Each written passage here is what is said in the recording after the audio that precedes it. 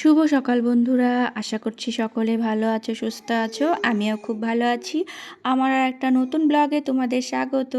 তো আজকে রবিবার মানেই বুঝতে পারছো রান্নাঘর থেকে আমার ছুটি। তো তার জন্য সকাল সকাল সব জামা কাপড় কাচতে দিয়েছিলাম, যেগুলো কাচার মতো ছিল। আর দুদিন ঠান্ডা পড়েছিল, তো মা স্কুল যাওয়ার সময় এই যে চাদরটা গায়ে দিয়েছিল, তো সেই জন্য ভাবলাম এখন তো আর লাগবে না, একদম কেচে দিই। তো কাচতে দিয়েছিলাম। আর এই যে দেখো জামা কাপড়গুলো সব ছাদে মেলতে এসেছি। আর এখন এই যে এখনও রোদটা সেভাবে এদিকটা আসেনি, আর রোদ না লাগলেও এখন যা রোদের তাত হয়েছে, প্রচণ্ড পরিমাণে রোদের তাত। তো জামা কাপড়গুলো ছাদে 10-15 মিনিট মতো মেলে দিলে যেন শুকিয়ে যাচ্ছে, এরকমই মনে হচ্ছে। আর ছাদে জামা কাপড় তো দিই না, নিচেই দিই। আর যেহেতু ওয়াশিং মেশিনে কাচা হয়েছে, তো 2-1টা জামা কাপড় তো না, অনেকগুলোই বেশ হয়েছে। তো সেই জন্য ভাবলাম ছাদে দিয়ে আসি, তাড়াতাড়ি হয়ে যাবে, তাড়াতাড়ি শুকিয়ে গেলে নিয়ে চলে আসবো। প্রচণ্ড রোদ হওয়ার আগেই শুকিয়ে যাবে। আর এত পরিমাণে রোদের তাত হয়েছে, এখনও তো গরম মানে দিনগুলো বাকিই থাকলো। এই শীতের দিনগুলোই যেন এখন মনে হচ্ছে শীতের দিনগুলো খুব ভালো ছিল। আর এতটা পরিমাণে রোদের তাত, আর এখন যা গরম পড়ছে, আমি তো ভাবছি আর কিছুদিন পর আরও কতটা পরিমাণ মানে গরম পড়বে। তো যাই হোক, জামা কাপড়গুলো সব মেলে দিয়েছি। নিচে এসে দেখছি যে ছেলের স্নান করা হয়ে গেছে। আর আজকে যেহেতু রবিবার, ছেলের আজকে পড়া নেই, পড়া ছিল আগের দিন পড়িয়ে দিয়েছে, সেই জন্য আজকে ছুটি আছে। তো সকাল সকাল ছেলেও দেখছি স্নান করে নিয়েছে। আর আজ আমি সকালে স্নান করতে পারিনি, একটু সংসারে কাজকর্মই করছিলাম, ঘর ঝাড় দেওয়া, মোছা, সেসব সমস্ত কিছু হয়ে গেছে। আর ছেলে বলল আজকে আমি সকাল থেকে না খেয়েই আছি, তাহলে পুজোটাই করে নিই একেবারে স্নান করে, সেই রকম। আর এই যে রান্নাঘর থেকে ছুটি মানে মা রান্না করছে, আজকে রবিবার, মার স্কুল নেই।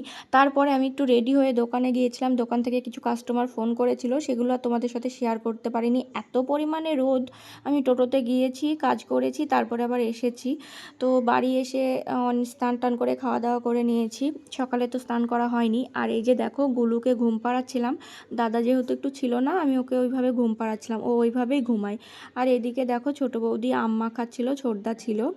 আর একটু শুয়েছিলাম, প্রচণ্ড মাথা ধরেছিল।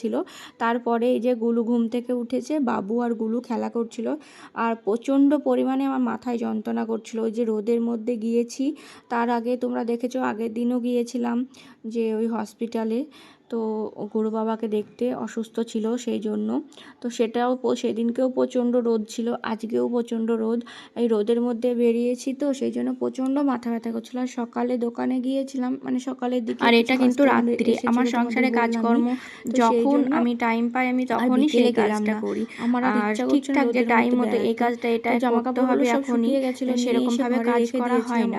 আর সকালের দিকে তো রান্না তাড়াতাড়ি থাকে, তোমরা জানোই সকালবেলায় আমার কোনো মানে এক্সট্রা কোনো কাজ করা যায় না। আর আজকে যেহেতু মা ছিল, সেই জন্য ওই যে জামা কাপড়গুলো মেলা তোলা, তার মধ্যে কিছু জিনিসপত্র মোছামুছি, সেগুলোও করেছি, ঘর ঝাড় দেওয়া, মোছা, সব কিছু কমপ্লিট করে নিয়েছিলাম। তারপরে দোকান থেকে ফোন করেছিল, বুঝতেই পারছো, গিয়েছিলাম। তো এই এসে আর ওই যে গুলুকে ঘুম পাড়িয়ে আমিও শুয়েছিলাম। আর রোদের মধ্যে যেহেতু প্রচণ্ড শরীরটা খারাপ করছিল, একদমই উঠতে পারছিলাম না, ভালোই লাগছিল না। তো যাই হোক, জামা কাপড় সব গুছিয়ে রেখে দিলাম। আর তারপরে দেখো, একটু আটা মাখাচ্ছিলাম। মা সকালবেলায় রান্নাটা করেছিল, তো আমি বললাম থাক, আমি এখন আটাটা মেখে নিচ্ছি। আর মাও বলছে আমারও গরমের জন্য মাথা ব্যথা করছে, মাও শুয়েছিল। তো আমি এখানটায় আটাটা মেখে নিলাম। তারপর কিছু 4-5টা মতো রুটি বানাবো। আর আজকে মাটন নিয়ে এসেছিলো, রবিবারের স্পেশাল রান্না। তো সেই জন্য মাটন তরকারিটা ছিল। তো সেই জন্য বললাম যে 4টি রুটি বানাই, তোমাদের দাদাভাই আর বাবুর হয়ে যাবে। আর আমি আর মা ভাত খেয়ে নিব, ভাত আছে যেহেতু।